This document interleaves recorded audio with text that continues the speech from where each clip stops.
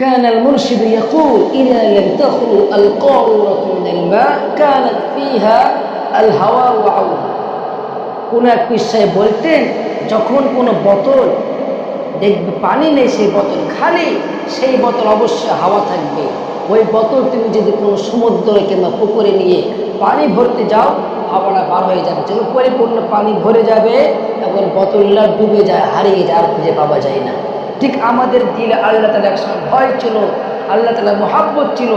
গুনাহ করে যখন গুনাহ আমরা করছি দিলে গুনাহ ঢুকছে আল্লাহর ভয় মহব্বত বার হয়ে যাচ্ছে আমরা দুনিয়াতে আস্তে হারিয়ে যাচ্ছি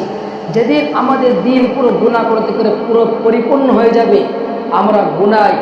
আমাদের দিল গুনায় পুরো কালো হয়ে যাবে সেদিন আমাদের দিলে মোহর লাগিয়ে দেওয়া হবে সেদিন আমরা আর কিছুই বুঝতে পারবো না ওই জন্য গুনাহ